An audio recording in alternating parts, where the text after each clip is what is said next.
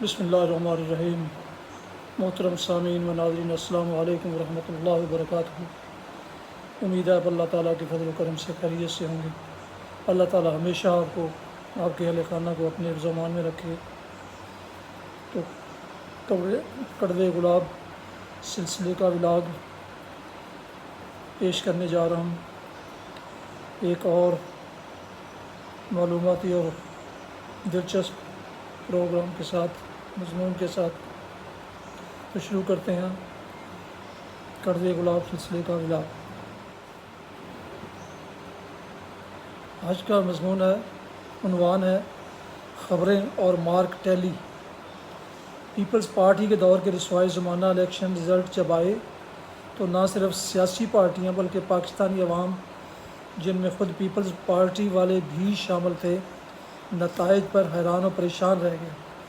Election سے قبل 9 ستارہ قومی اتحاد، جس کی برکت سے شیعہ، سنی، وہابی، بریلوی اور نقش بندیوں کی صف بندی ہوئی اور سیاسی مقاصد کے حصول کے لیے تاریخ میں پہلی مرتبہ یہ ایک امام کے پیچھے کھڑے ہو کر نماز پڑھنے لگے، یقین کریں کمزور مسلمان ہوتے بھی اس خبر سے روح کو وہ سکون میسر آیا جو نہ کبھی اس سے پہلے اور نہ بعد میں ملا۔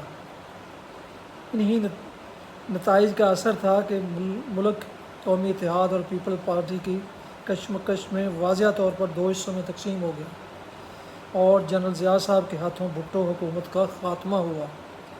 قومی اتحاد اور پیپلز پارٹی کی اس چپکلش سے عام لوگوں میں اتنا سیاسی شعور اور بیداری آئی کہ ہر طرف ٹی وی، اخبارات اور ریڈیو کی آواز سے فضا گونجنے لگی۔ ریڑھی بان، خانچہ فروش، کوچوان، جام، موچی بھی رات کو دنیا کا ہر سٹیشن کیچ کرتے، پاکستان کے حالات پر مختلف ملکوں کے تبصرے سنتے اور یوں اپنے آپ کو باخبر کرتے۔ انہی دنوں میں ایک ریڑھی والے سے سودا خرید رہا تھا، ترازو ہوا میں لہراتے ہوئے اس نے ایسی بات کہی جس نے مجھے حیران کر دیا۔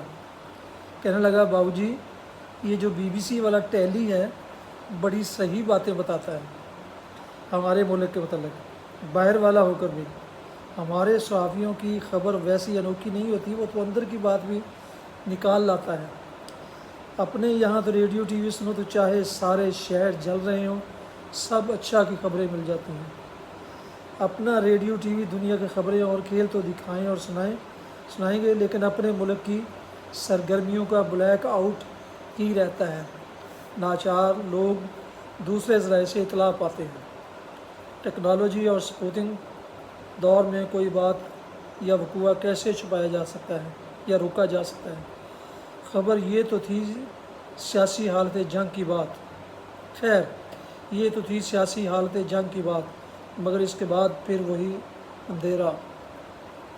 عموماً ہمارے یہاں کیونکہ ارادتاً عوام کے بہت بڑے طبقے کو علم سے بے بہرہ رکھا گیا، لہٰذا جہالت اور پسماندگی ہے کہ جانے کا نام نہیں لیتی، اور دور دراز دیہات یا مضافات تو کجا، شہروں میں بھی عام آدمی ملک میں رونما ہونے والے خاص و عام واقعات سے بے خبر رہتا ہے۔ بس ایک چھوٹا سا طبقہ ہے جسے خبریں سننے کا چسکا ہے، اور وہ ہے دنیا جہان کے چینلز کی ہر زاویہ سے خبریں سنتے ہیں۔ آج کے مشینی دور میں اب ٹی وی دیکھنا اور اخبار پڑھنا تو اس طبقے کے لیے بھی ناممکن ہوتا جا رہا ہے، کیونکہ لوگ اپنے حالات اور مسائل میں اتنے گر گئے ہیں کہ وہ ہر چیز سے لا تعلق ہو چکے ہیں اور کہتے ہیں کہ جہنم میں جائے سب کچھ۔ ذرا دیکھیے کہ کمیونزم کے پٹے ہوئے نظام میں بے شمار برائیاں تھیں، لیکن ان کا مشن تھا تعلیم کو عام کرنا اور ہر شخص کو باخبر رکھنا۔ کمیونسٹ دنیا کے حالات سے خصوصی طور پر اور دنیا کے حالات سے عمومی طور پر ان کا اپنا انداز الگ صحیح، لیکن عوام کو باخبر رکھنا اہم کام تھا۔ یاد رہے کہ کمیونسٹ نظام جن ملکوں میں رہا ہے، وہاں تمام دفاتر میں ہلکی آواز میں ریڈیو لگائے رکھنے کا آج بھی رواج ہے۔ یہ فیشن نہیں ہے، ملازمین اپنے فرائض سے پہلو تہی نہیں، بلکہ ایسا عوام کو باخبر اور اپنی انفارمیشن کو اپ ٹو ڈیٹ رکھنے کے لیے کیا جاتا ہے۔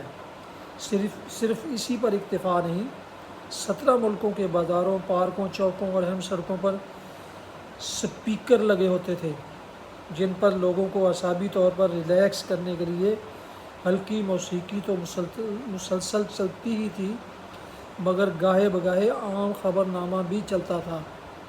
لیکن پوری کمیونسٹ دنیا اس وقت ہمتن گوش ہو جاتی تھی جب ان سپیکروں پر بھاری بھرکم آواز آتی، گوریت ماسکو، یعنی یہ ماسکو ہے، جس کا مطلب ہوتا تھا کہ یہ کسی انتہائی اہم واقعہ کی خبر ہے۔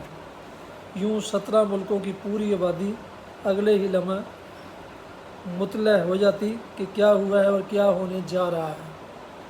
ہمارے یہاں خبروں کا نظام اتنا فرسودہ ہے کہ پتہ نہیں کون سنتا ہے پھر خبر، وہ جو تازہ ہو، پرانی خبر نہیں رہتی۔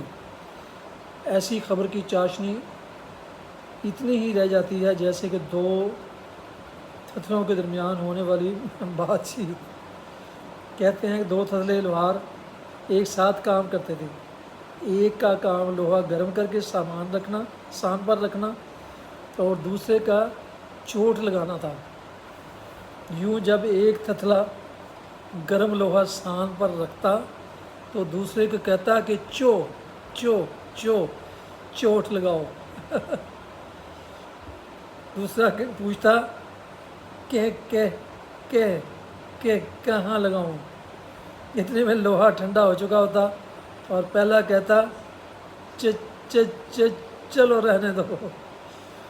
کچھ یہی معاملہ ہمارے یہاں عوام کے باخبر رہنے کا ہے کہ خبر جب ان تک پہنچتی ہے تو وہ اتنی پرانی ہو چکی ہوتی ہے کہ بس آج ہمیں ضرورت اس امر کی ہے، ہم روایتی فیل شدہ آزمودہ نسخے جن کے استعمال سے سوائے فوتیدگی کے اور نتیجے نہیں نکلے چھوڑ دیں اور کچھ ایسے کام کر دکھائیں کہ شہر تو شہر، قصبوں، گوٹھوں، کھیتوں کھلیانوں کے کارکنوں، فیکٹری ورکرز اور طلباء کو نہ صرف اپنے ارد گرد اپنے شہر اور ملک بلکہ دنیا میں ہونے والے واقعات سے باعلم رکھ سکیں، اور یوں آہستہ آہستہ یہ کوشش کریں کہ یہ آبادی ایک قوم کی صورت میں ڈھل سکے۔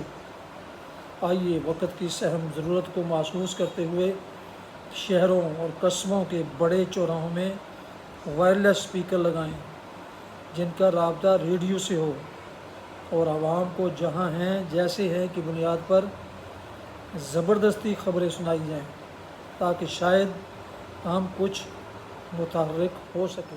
ناظرین محترم، یہ تھا آج کا یہ تھا آج کے کڑوے گلاب سلسلے کا بلاگ، جس کا عنوان تھا خبریں اور مارک ٹیلی۔ اس مضمون کو جناب محمد سلیم بٹ صاحب کی تصنیف رقص دیوانگی سے لیا گیا ہے۔ نئے دوستوں نے اگر ابھی تک میرا یوٹیوب چینل اس ولاگ کو حاصل کرنے کے لیے نہیں سبسکرائب کیا تو وہ سبسکرائب کر کے ساتھ لگی بیل آئیکن کو ضرور کلک کریں تاکہ ان کو ایسے معلوماتی اور دلچسپ ولاگز اور پروگرام ان کو باقاعدہ اور بروقت ملتے رہیں۔ اللہ تعالیٰ آپ کا حامی و ناصر ہو۔ اللہ تعالیٰ آپ کو ہمیشہ اپنے حفظ و امان میں رکھے، آمین۔ السلام علیکم ورحمۃ اللہ وبرکاتہ۔